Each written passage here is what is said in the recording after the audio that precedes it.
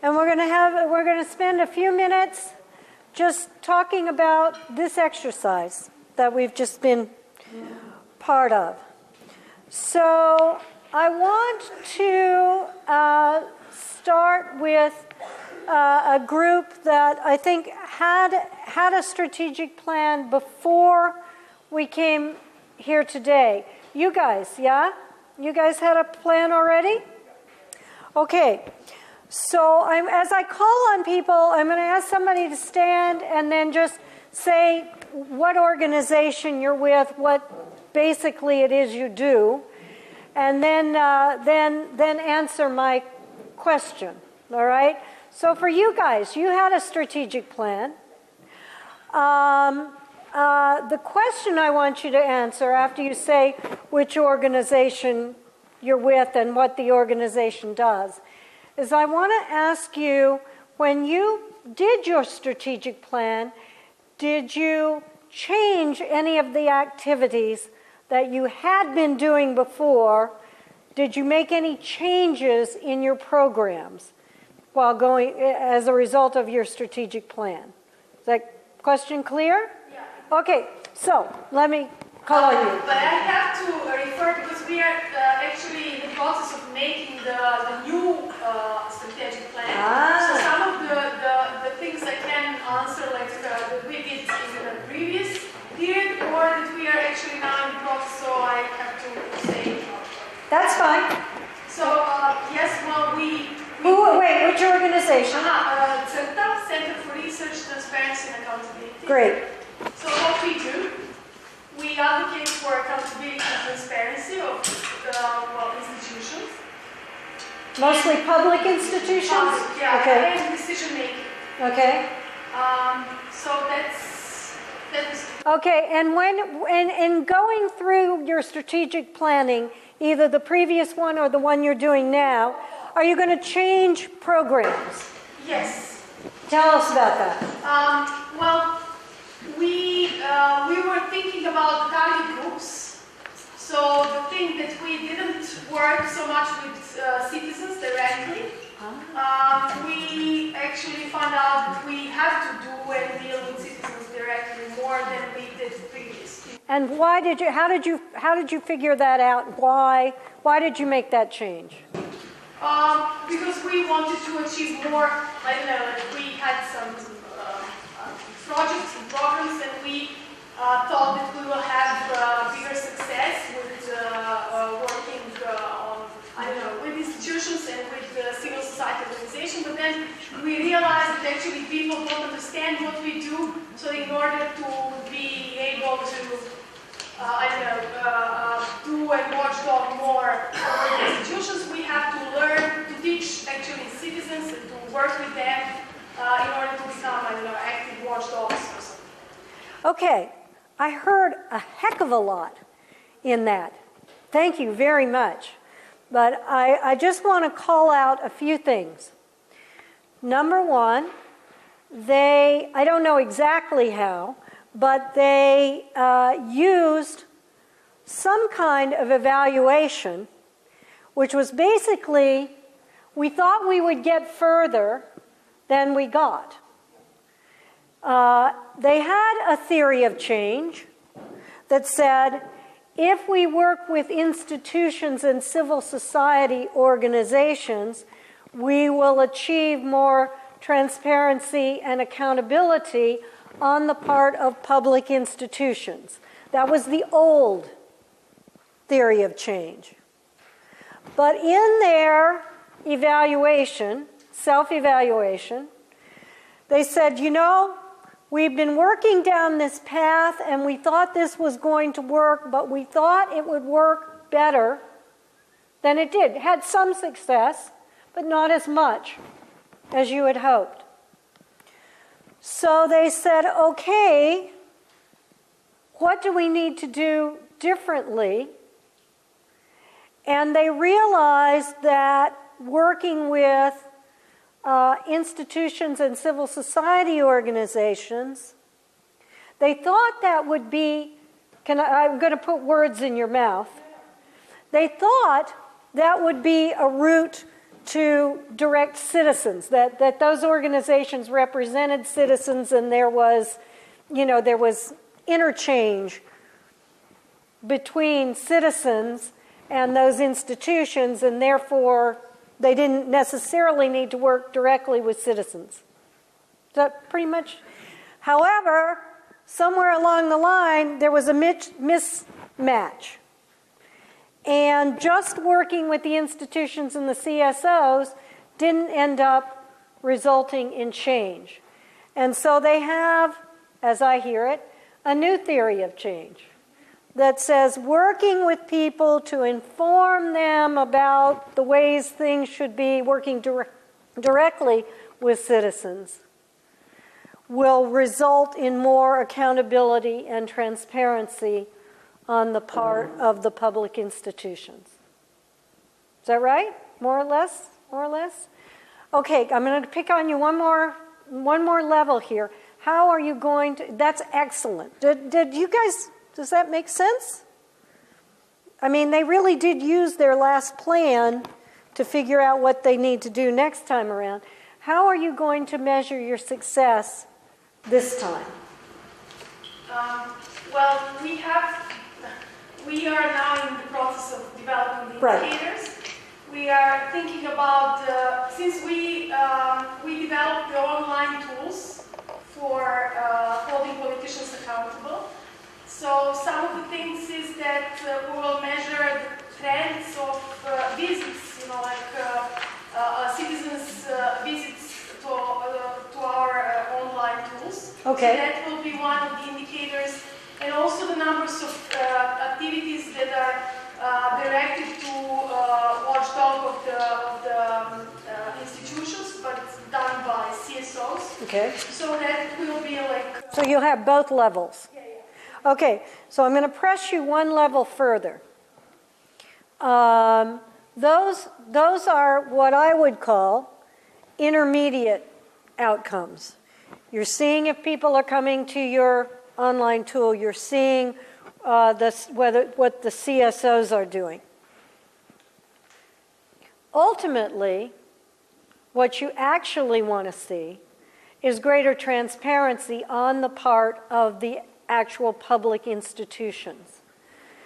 How will you know whether that is happening or not? And this is a hard question. It's not one I know an answer to. But how will you know? And by the way, let's consider this a peer consulting session, okay? When Shannon leaves here on Friday, I will be gone. You will still be here as resources for one another. And I want you to be resources for one another. You're not, I'm sure there are times when you're competing against each other, okay, for, the same grants and whatever. But still, you're not competitors. Each of you has a distinct and important mission within this country. And each of you has a vested interest in making sure that the others succeed. So, I really do hope, and I know ISC brings you together from time to time, I hope you'll use one another as a resource and a sounding board. So I'm going back to this tough question. How will you know whether the public institutions have become more transparent and accountable?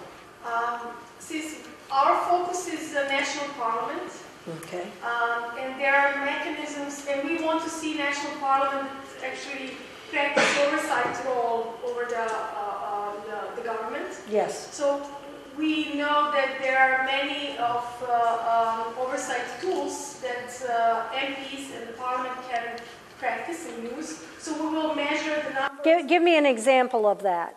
Just an example of one of the oversight tools. Yeah. Question periods. Question periods for members of the government in the parliament. I don't understand. Question periods? You know, members of parliament are asking questions to the government. Okay. So just okay. Or public hearings. Okay. So that kind of a mechanism that are more used in order to... And are you going to measure those? Are you going to measure the number of those that take place? Yeah. Okay.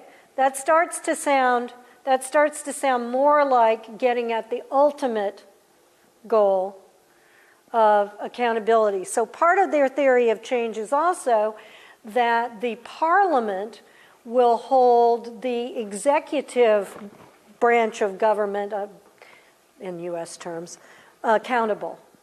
It's a checks and balance system. Okay? Does that make sense? Okay, now I'm going to pick on someone who is just working on their plan today.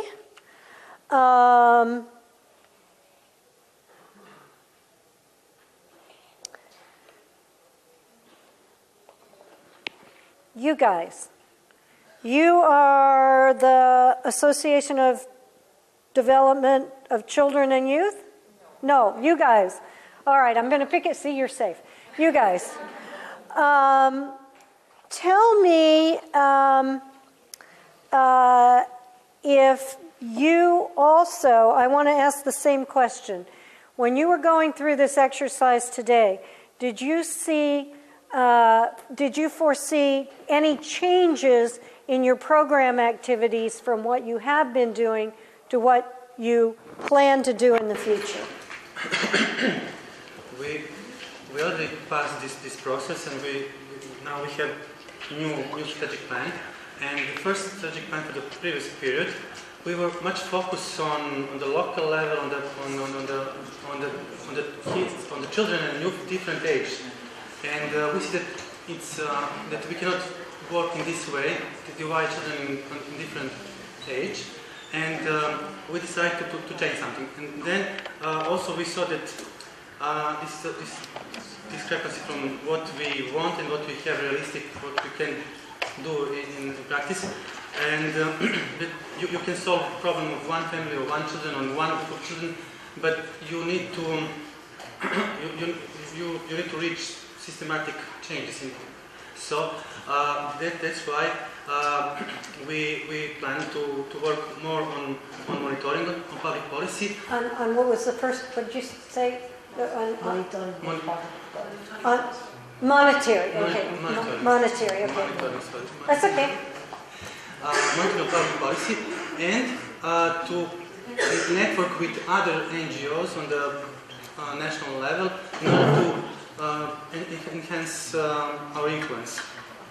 Wow. And but we decide to still focus on direct work with children and youth and with their parents, because actually they are our constituency, and with them, because we can get arguments for our advocacy work directly from them. So we just divide. So we divide two programs for children and for youth. And difference is that with children we focus on development, social inclusion, because because this is the time when you can do really something. If the things that you can lose in that period, you can compensate after that. For the youth, we decided to empower them for participating for these things, and in order to achieve our outcome change. So we have this direct work with them, enhance them, empower them for active participation, and together with them to see every opportunity to involve them in our advocacy efforts and advocacy activities. And every time we are planning how to involve them, but not only just to. It's not participatory. If we tell them, okay, kids, you are good, and we are planning to do with you this, but we empower them to be really active, and we ask them, okay, this is the problem, how we can solve, and what we can do together with you. Terrific. Wow. Okay, so I'm going to have to, I've got all kinds of things spinning in my head.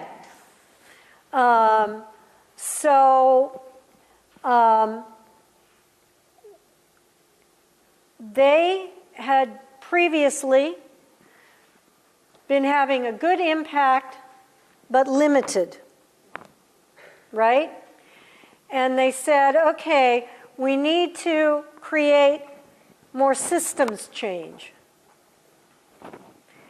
And they said, and the way that we're going to do that is by more monitoring of public policy, which is the evolution that many, many, many NGOs make, because some of the direct work has great impact, but on a few, and the systems work can have impact on many. But what I love, a couple of things I love about what I heard was, but we're not going to lose our roots. We're not going to lose our reality. We're not going to lose our place on the ground. We're not going to lose the credibility, the work that establishes our credibility to do the public policy work.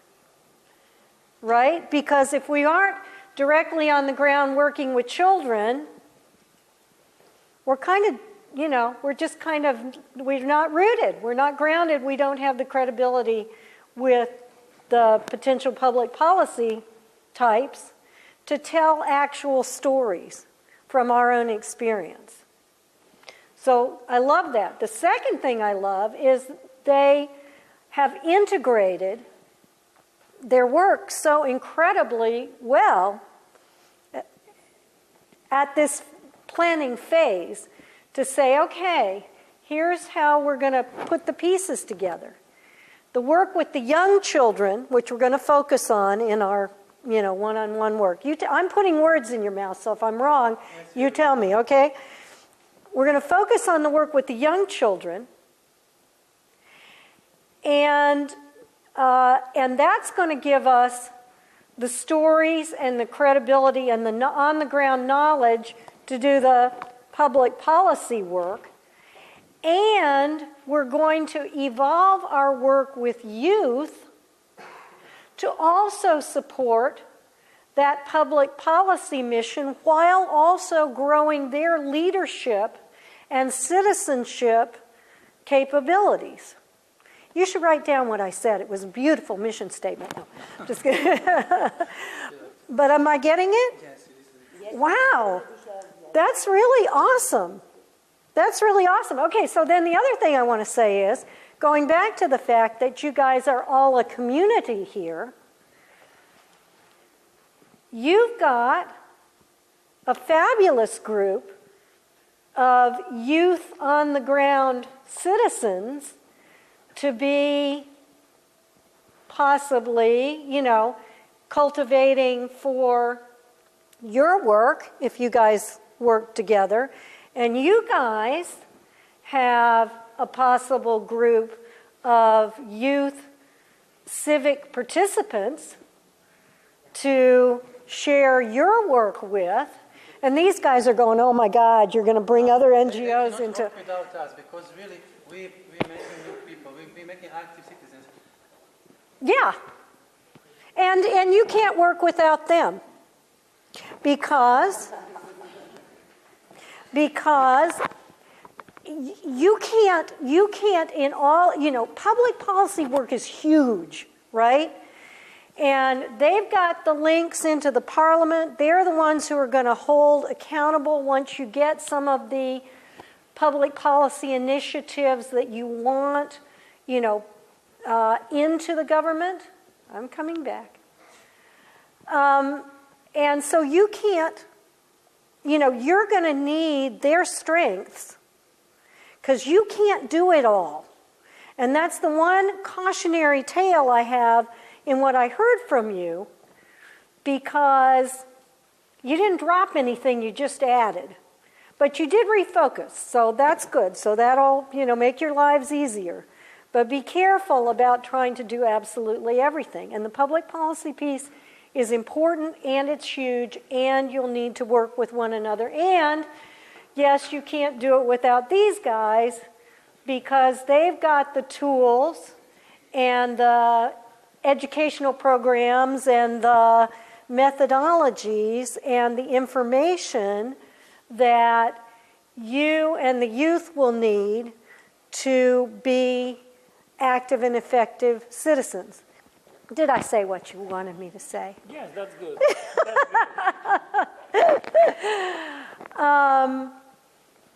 Any other thoughts about this, just this little exchange that we've just had in the front row here, and then I'll start picking on a couple people in the back. Okay, let's see.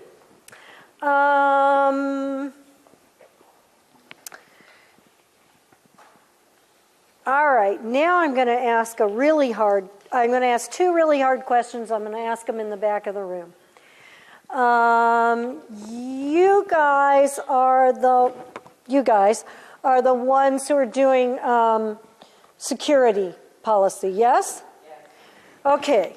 So during while you were taking a break, I was cheating and I was looking at everybody's little blurb about what they do and trying to remember who's who in the room. What I want to know from you all is, how are you going to measure? Because I don't know how I would measure if I were you. And again, we can make this kind of peer consulting, because I don't know how I would do it. It's tough. What are you thinking about?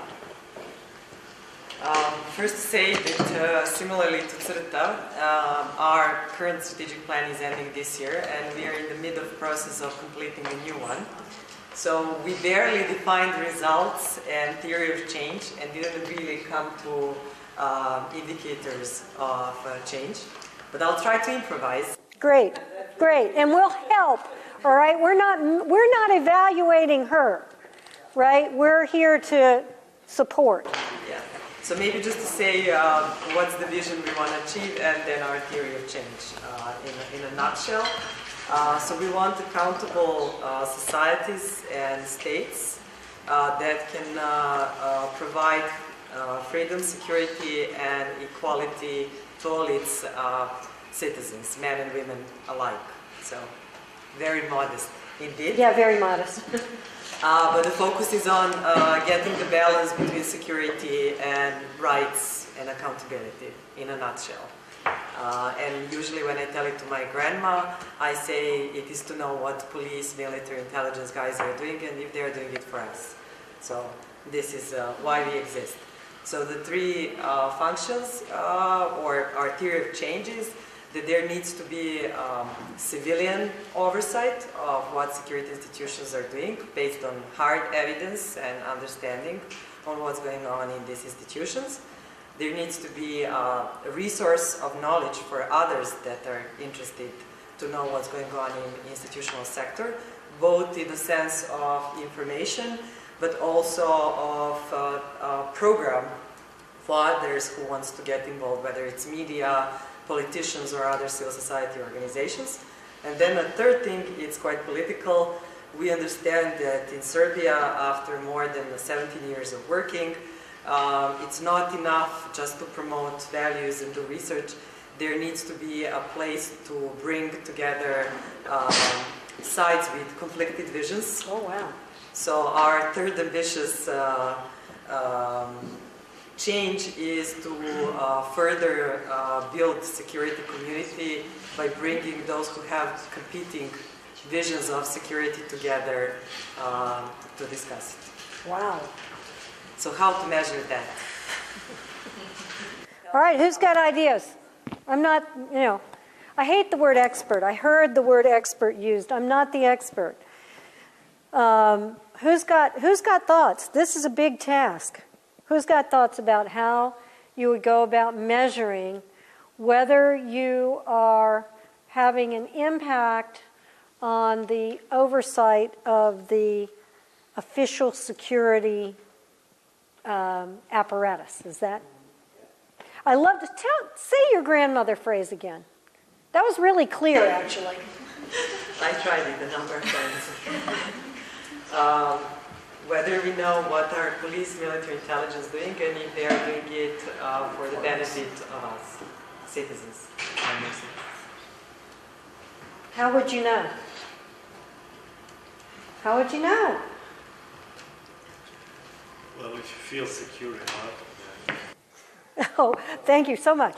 No. I would say by the level of disclosure of information. information that are in the interest of the public and that would be publicly available. By the way, you would see the parliamentary oversight of the, so Right. is everything like a top secret? Because here, even like a regular contract between a company and the state is a top secret, not to mention the intelligence work. So, Interesting. And how something can be treated, arbitrary, because I have a feeling that these things have been treated like this. So it's from, they would say that public procurement for the police is something that goes beyond the regulation because it's very important for no one of us to know what they do actually. So by the level of disclosure and the type of information disclosed. Yeah. So sort of the degree of publicness of the information about this. What about, I assume that a lot of this has to do with actual incidents of police overstepping their bounds? Is that documented anywhere? Partly. We are more focusing not that much on a classical human rights abuses in other organizations. Yes. We're more looking at the level of policies where you see system failures. And there is, for example, last year a president of the state was phone tapped by police and nobody knew who issued that order. And we still don't know what's the chain of command and who is responsible for it. Oh, welcome to my country recently. We've had a little of that going on in our country here in the last while. So one of the things that occurs to me is that if you have specific legal regulatory changes that you want to see, one of the ways of measuring it is, are you getting those changes made? I mean, that's a fairly basic one, and in the work with what I'm going to call conflict resolution, where different groups, your third piece, you'll be able to look at actual cases where you've brought differing groups together and document that outcome. One thing about evaluation, I would say, is that it is important to keep the numbers, to keep the statistics, all of those things when you can. And stories also matter. Stories also matter. They can't be the whole thing, but they can be, they are real. So if you have two groups that were in conflict, and through your organization they come together and reach some kind of resolution, and you can track that over time, that's a real outcome. That's a real evaluation. So don't sell yourself short on some of those. And finally, see me after the session, because I have a group I want to put you in touch with, an international group that does similar stuff. Okay, one final question, and I'm going to ask it to the group, and somebody, I hope somebody will answer. In your groups, as you were talking today, were there any disagreements? Were there any groups, any groups in which the people within your group had, or if you did it another time, had different perspectives on what needed to be done or what needed to be measured or whatever? Is anybody willing to volunteer who had any kind of conflict? Yes. Oh, you guys again. Thank you. Yeah. Unfortunately, our head of management board had to leave. He has a back in pain and sick. But we just had a discussion whether we should limit ourselves to Serbia, or the way we started was not defining the territory of our influence. Assuming that Serbia is priority, but having worked also regionally and knowing that some instruments we developed are shared, could be shared in other democratizing societies. And where'd you come down on that? That we need to put Serbia at the first spot and then to leave everything later, but it needs to be put on paper. Understood. Okay. So some degree of focus, some degree of potential death by opportunity, but, you know, what I'm hearing is a way of limiting that to not direct action in other places, but rather sharing with a larger network of geography what you have learned, what your practices are, etc. Am I hearing that correctly? So actually, they did a heck of a lot of work just even reaching that conclusion, right? Because someone in the group wanted to actually do work beyond Serbia. I'm guessing it was probably the chair, yes? Or was it the staff who wanted to work more broadly? You, okay. And the others said to you something like, we will all die if we have to do any more work than we are doing right now. And so you reached a compromise. Right? And that's how this works. And this is why this is important, and you're going to see more and more as we go on to the financial pieces. Any other comments, any other things that people want to say about the strategic planning exercise? You know, anybody who thought it was really stupid? Anybody who thought it was going to be stupid and then didn't think it was stupid? Anybody who didn't think it was going to be stupid but thought it was stupid? Okay, I hope you find it somewhat valuable. Hold on to these tools. You know, you can refer to them. They're simple. They're not so, like, you know, you did it in, some of you guys did it in 45 minutes. And it's not like you hadn't been thinking about it before.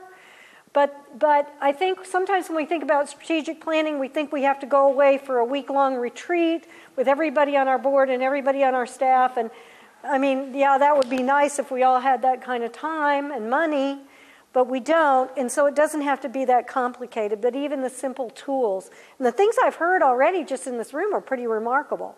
So, you know, when you get down to maybe doing your next strategic plan or finishing these up, don't make it a big hurdle for yourselves. Just say, okay, we're going to take a half a day with all the important people, and we're going to hammer this. We're going to get through it. And then you've got something to work on. And it makes your life so much easier because you're, are you the, excuse me, sorry, are you the CEO? Yeah, because then I can't read it's not, Sonia, okay, that's easy. Sonia, because Sonia isn't always beating us up about we need to be doing work in all of the rest of the former Yugoslavia. And you, as staff people and chair of the board, can say, but we agreed that for the next 3 years, our work is going to concentrate on Serbia, and we will share our learnings out. And that's what we're going to do. Thank you everyone for letting me pick on you. Okay. All right. We're done with that. On to the numbers. On to the financial sustainability. Okay. What is financial sustainability? This darn word, sustainability, every year the dictionary people come up with a word of the year that they want to banish from the language. This is the English people who publish dictionaries. And it's often words that have gotten so overused as to become meaningless, right? And I do think that sustainability is well on its way to becoming one of those words because we use it in an environmental sense, we use it for everything now. So I'm going to define what I mean by financial sustainability. First of all, it's sufficient revenues to support the organization's operations on an ongoing and stable basis, meaning you are not going like this, right? You are not on the financial rat wheel. You can see far enough into the future that you know you can accomplish your mission without significant disruption. I'll try to get rid of this stupid thing. If anybody wants to give me computer consulting, I would love it. Sufficient revenue to set aside part for reserves in the event of emergencies or deficits, or to invest in longer-term assets. Diversified revenue. Diversified types of revenue as well as individual sources. Ooh, this is a biggie for me. Flexible resources, so that you can devote your resources to your organization's top priorities, not the donor's top priorities. And revenue sources that are stable and long-term. A sustainability plan is not a strategic plan. I think you've got that point. And it assumes that your organization has a strategic plan. So one more time, don't do the financial plan until you've finished the strategic plan. The sustainability plan, which is what you will have the tools to do by the end of tomorrow, focuses on financing the organization in a stable manner that allows you to carry out the elements of your mission and your strategic plan. Who should be engaged in developing a sustainability plan? I feel very strongly that it needs to be a team of the board and staff, a team of the volunteers and the paid people. You need that perspective from the outside that the board members uniquely have. They are grounded in reality. You are grounded in NGO land. The two are very different. I know what that slide said, so I'll just say it. An ideal team would be your CEO and your board chair, and I know you may have different terms for these positions. The person in the organization who is most responsible for the programs on the staff level, and if you have a kind of counterpart person on the board who is, it doesn't have to have a title, but it's a person on the board who's particularly interested in your programs. And then the person in the organization who is most responsible for the finances, Andrea, and the board person, if there's like a finance committee or something like that, that board person. That's kind of a dream team. When is it time to do sustainability planning? Who knows what the answer is going to be? Thank you. It is never too early to start. And it's no different, right? An organization is like a personal household, right? The sooner you start saving and planning your retirement and doing all those things that you know you need to do, the easier the path is going to be. So it's never too early. The sooner you begin. Sustainable, when we're talking about sustainable financing, we're looking at a long-term process. When I first developed this methodology, I actually developed it to be a 10-year plan. I've used the 10-year on several organizations, it sounds like I'm operating on them. I have used the 10-year with several organizations, including TROG. And the reason is that these revenue sources don't develop overnight. But what I've learned in 6 years of using this methodology is most organizations really can't focus out more than about 3 to 5. So standard we use 3 to 5, but you should be thinking even further into the future. You want diverse funding sources, decreased dependence on one source or a handful of sources. You want more unrestricted income, and you want the ability to think and plan more long term. Now, what I want to do is give you a view of this in an actual case example that is probably the most dramatic one that I've ever done. So, of course, you know, I'm a consultant. I'm going to tell you my most successful case.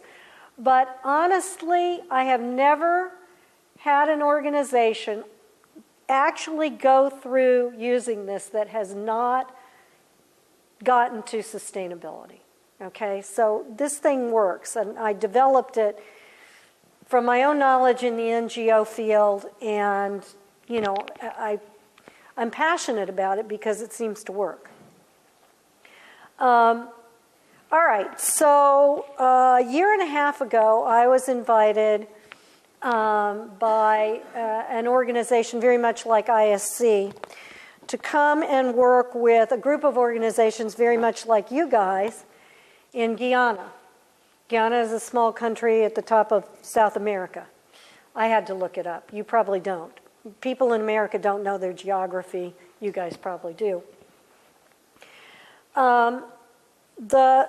I think I was working with 8 different organizations, and one of them, by the way, and I was brought in 3 months before USAID was closing its mission in Guyana. So they had no runway at all, basically, to plan.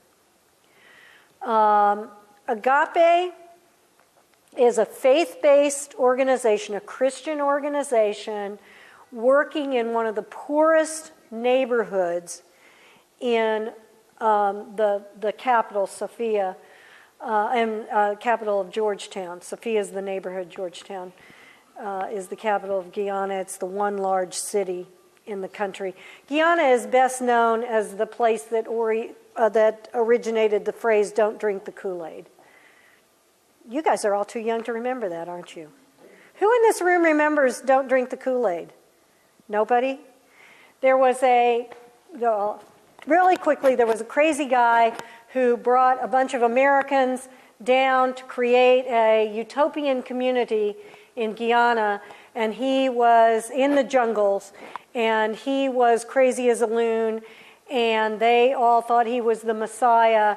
And when several members of the U.S. Congress came down to investigate, they tried to shoot them, and because they got away, they knew that they were going to get caught, and this messianic guy caused all of his followers to commit suicide by drinking poison-laced Kool-Aid. That's probably the only thing most people have ever heard of that ever happened in Guyana. But there is a strong NGO community, but it had been largely propped up by the USAID and other international aid agencies. And when I was down there in 2011, the international aid agencies were providing 95% of this relatively small organization's operating budget of $22 million, and a small sliver was being made up by individual donations. So what strategies did they use to get to sustainability? The first thing they did was cut 1/3 of their staff. That's the cold, hard lesson. You may not get through this unscathed. I can see the body language just changed in this room amazingly. People just it's amazing. I wish you could have seen what I just saw. People just kind of all went like this. I told you were going to be depressed by the end of today. Making greater use of volunteers and interns. And they decided which programs they were going to try to continue. They prioritized their programs.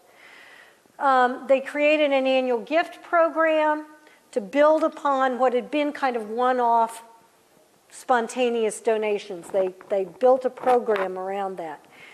They started requesting, they were church-sponsored. They'd never requested gifts from their church, from the members of their church. They'd never requested gifts from the members of their board. They started doing that. And as a way for those people to then be ambassadors to other people in the community. They created a business fundraiser, sort of to raise money, but more to raise awareness in the business community of what they were doing as a base for future business contributions. They had a pastor who was making trips to see members of the same denomination in diaspora communities in places like the UK and the US. They'd never asked those people for money. They were going to start using their pastor's trips. He was already going, he already knew those people, to raise money in those cities. They had never gotten grants from international faith-based organizations. They were a faith-based organization. They'd only gotten money basically from USAID and similar organizations. And then the coolest thing they did was they realized that in their mission, what they did mostly AIDS work, and what they did was like home visits to people with AIDS. And they already had a transportation network and a volunteer network of people who were going out into the community.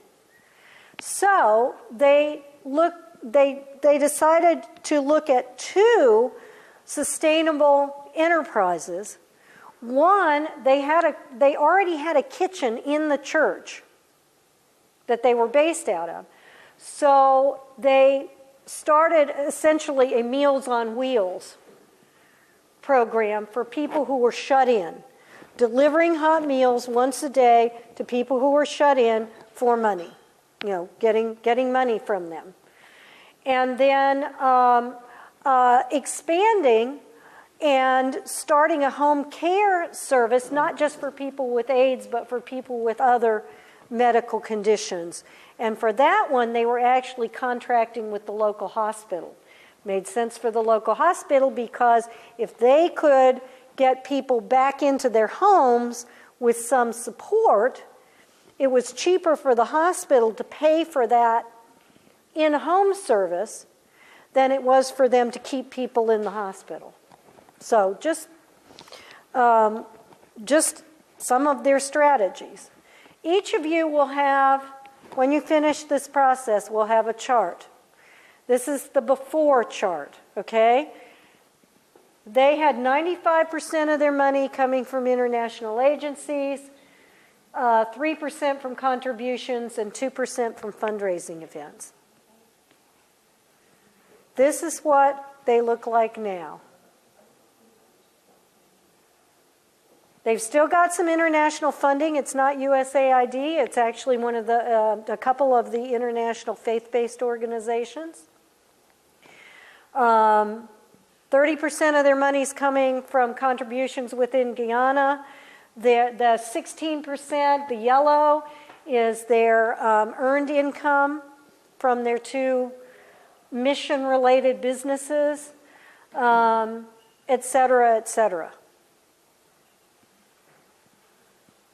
Which pie is prettier? The one with more colors, right? The one that's not all red and boring. And this is a graphic representation of where we want to get to. Graphic in two ways, right? What are the final results? They got to maintain their priority programs. Yes, they dropped some programs. Yes, they dropped some employees. They reduced their dependency on international agencies from 95% to 25%. 34% of their budget was supported by contributors within Guyana, and earned income supports 16%. Comments, questions?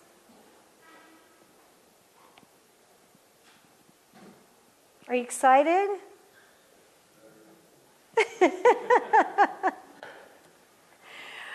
Okay. This is the depressing part. Get ready to be depressed. I just got to check my watch here. What are we doing? Okay. All right. No, we're right on schedule. Oh, God, I'm brilliant. Okay. Those of you who had budgets were asked to bring them with you. Did you do that? I see heads nodding. People brought budgets. Okay, good. So what we start with in this methodology is your current expenses, the money that's going out today. When I give you the examples in the worksheets, they may not be in the same categories you have, okay? On the expenses, just change the categories to the ones you have, okay? Don't worry about using my categories. That is not true when we get to the revenues. When we get to the revenues, you will use Shannon's categories. But on the expenses, use what you're comfortable with. Before you start flipping to the worksheets, before you start doing that, I'll hold up what I need for you to hold up. But where we're starting is with today's expenses. And like I said, you use your own categories. I'm just going to give you a foreshadowing of what we're going to do. Then you're going to look forward 3 to 5 years. Do you go 3 years? Do you go 5 years? Do you go 10 years? That's your decision. On the worksheets, I think I've got them all going forward 5 years. Usually it makes sense to coincide with your strategic plan. So how many of you have strategic plans that are 5-year plans? Okay, 5-year plans? 5-year plan? How many of you have strategic plans that are longer than 5 years? You guys are longer than 5 years. The strategic plan is only 5. Okay. How many of you have strategic plans that are shorter than 5 years? So those are like 3 years, 3-year plans. Yeah, just hold up. 3-year, 4-year, 4-year plans, 3-year plans. It usually makes sense to coincide with your strategic plan because that's the period of time you can somewhat look at what you're planning to do.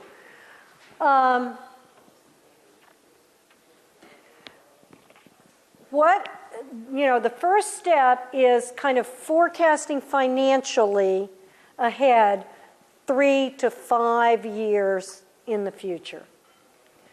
Okay, now you've got a piece of paper that is the expense discussion guide.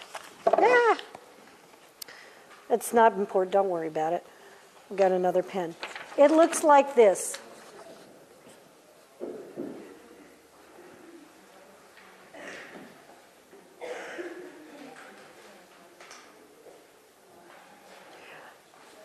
Shouldn't be too hard to find, and we all apologize for not having everything all labeled and snapped together, but believe me, these guys ISC did an amazing job putting these packets together.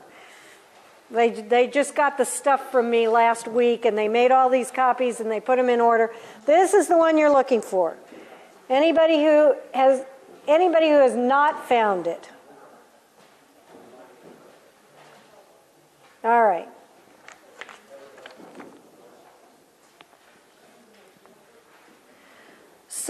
So let's look at the kinds of questions you're going to ask, all right?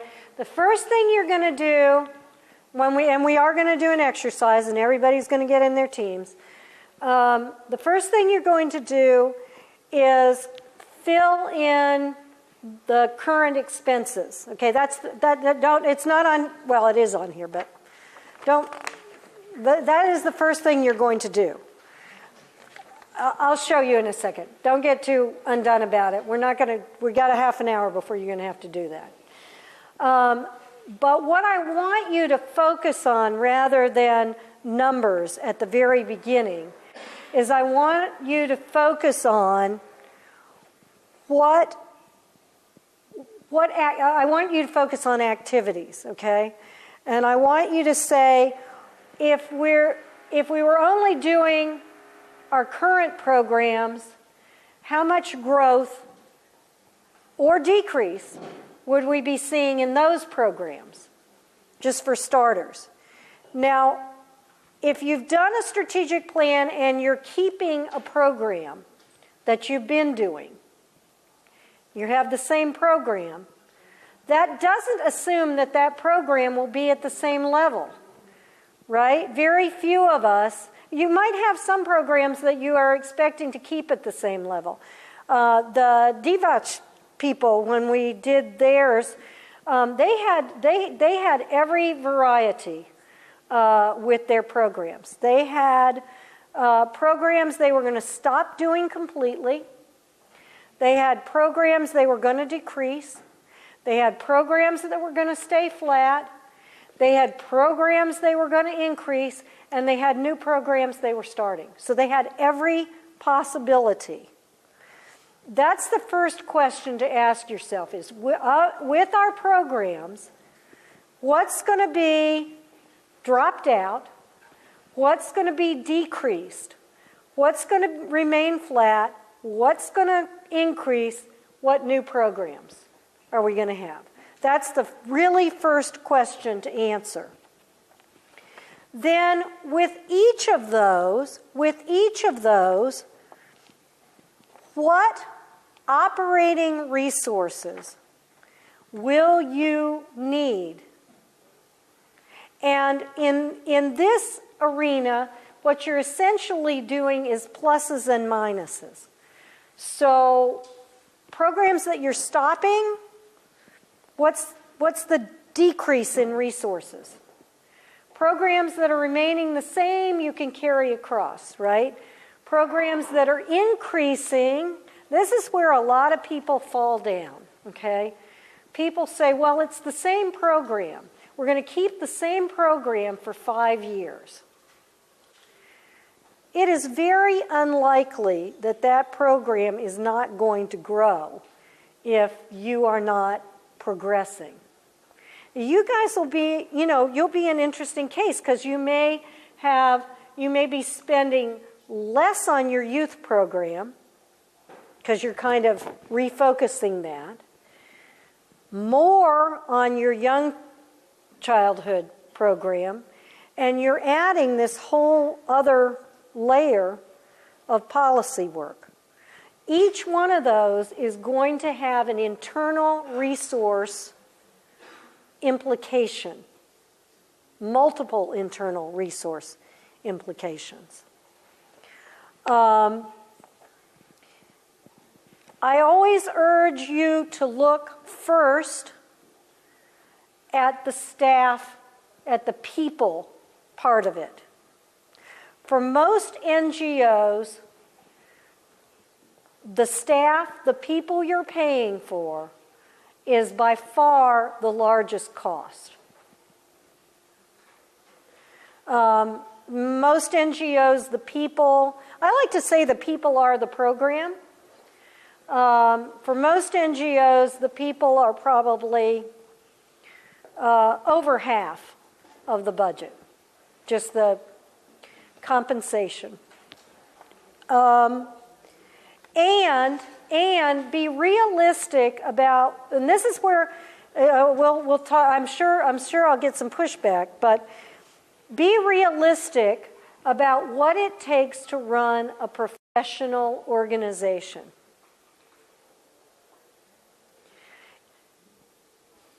A lot of times,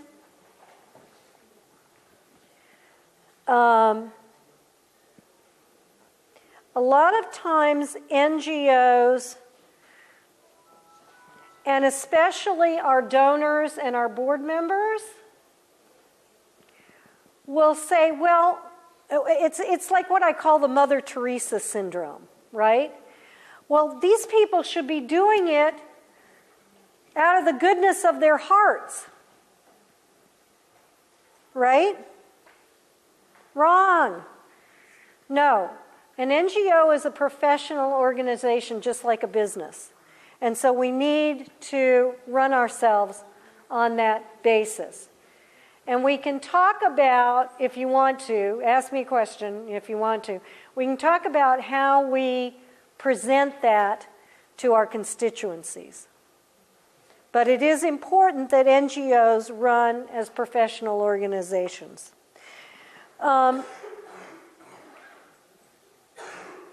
If you have money-making events like fundraising events or you are going to start a social enterprise, don't forget to include the costs of those things as expenses, right? So if you're going to have a fundraising dinner, you have to account for the expenses that are involved in that dinner, like the food and the room and you know, and it's not; those are not free. And then you can put the revenue you get from them when we get to the revenue side. But be sure to count everything. And then the final thing that people love to forget, as we're projecting out 3 to 5 years, is inflation.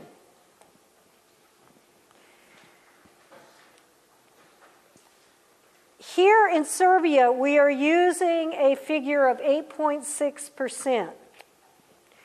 When we got together with the board and staff at Trag, one of the board members who was very connected in with the financial world said, that's not even enough. Even 8.6% is probably not enough. I'll just tell you, we still have 8.6 in because that's the official level, but that's something you may want to discuss within your organization, is what you think the real rate of inflation is. And here's the really bad news, or it's the good news, whichever way you want to look at it. Another motivation for planning to be less dependent on international sources of funds is that the inflation rate in the US and the EU is not 8.6%.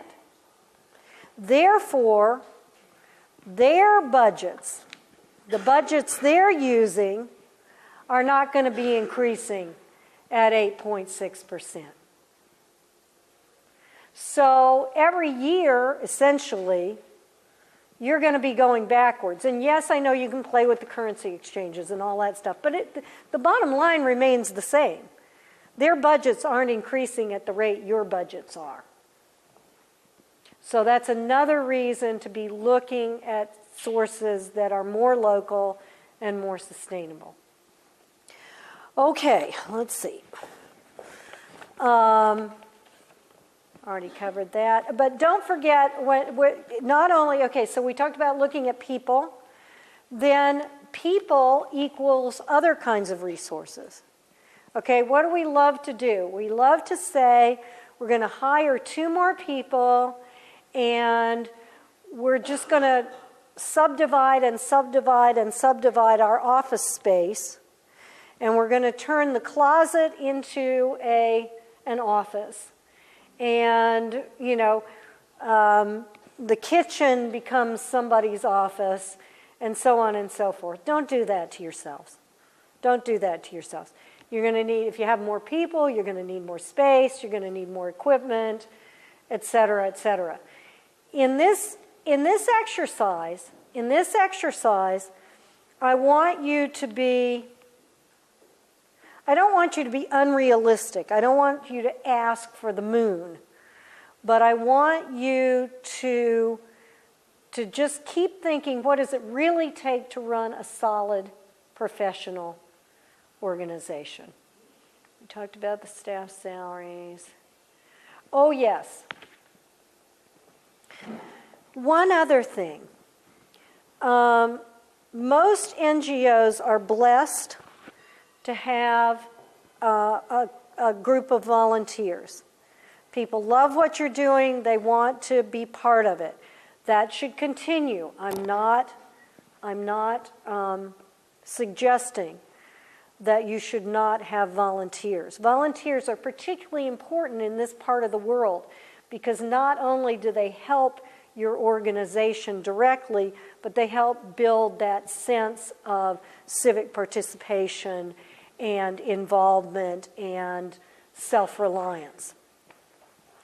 However, if you have volunteers who are doing some core part of your operation, let's say you have a volunteer accountant, right? A volunteer who's doing all the accounting for your grants and your contributions and all of that kind of thing. That is a wonderful thing, but you can't project that 3 to 5 years in the future. Volunteers burn out.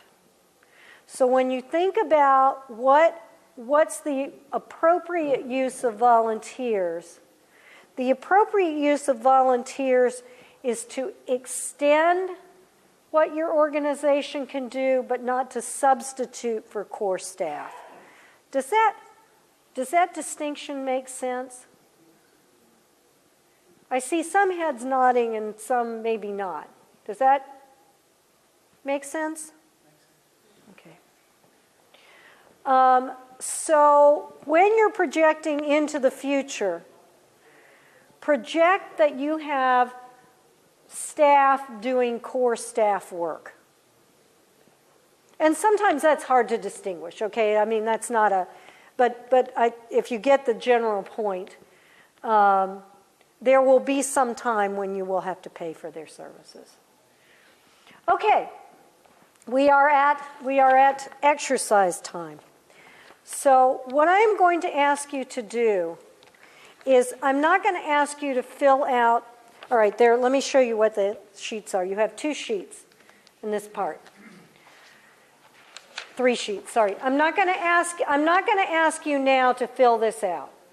All right, this is for you to take back to your group and work on later. Work on when you actually go through your own sustainability planning exercise. What I am going to ask you to do is to fill out this sheet, the one we were looking at a minute ago, the one that begins with expense. It's called Expense Discussion Guide. All right? And using those questions with your team, I would like you to fill out this second page. All right? So, what is the... Something didn't print quite right. What's the increase or decrease in a program? All right, this first column should not be money. Sorry about that. Something did not print quite right. But the first column says description of increased or decreased cost.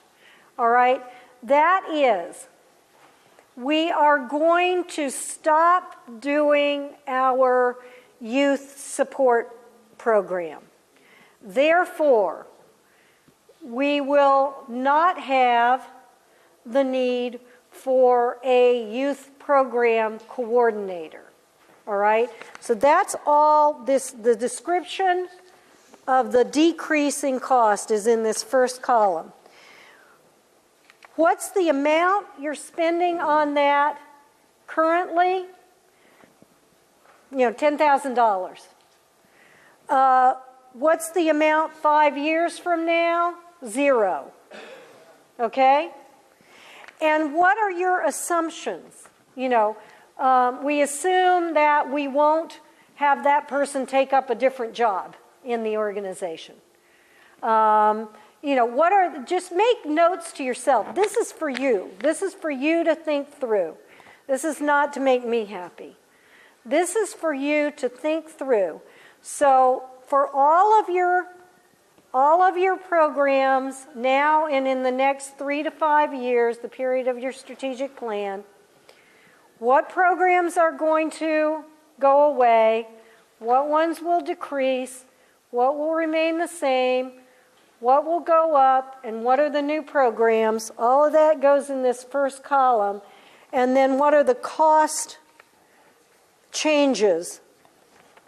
And in the notes and assumptions, you can say things like, no more youth program coordinator, need less space, the youth center that we've been paying rent on, we don't pay rent on anymore, the car for the person who was going out to meet with youth, we don't have that anymore. We don't have the gas costs. More realistically, it will be our program that we have now for what's a good one? Our new program that we're going to have for advocacy, we're going to have to add someone for. And that person will need a desk, and that person will need transportation, and that person. One thing not to leave out, by the way, is, professional development. That doesn't mean you're going to conferences in Belgium and stuff, but it does mean that, you will have the costs of being trained for different things, or if you're going to retrain someone for a different job, be sure to include that. Okay, enough talking on my part. I'm here if you have questions about stuff. Come ask me. We'll be circulating. These guys will be circulating. You have got, how much time to do this? You've got until 4 o'clock to go through this with your teams. If anybody needs, this is a good time for a bio break, but it's not meant to be a full break or you won't get through everything.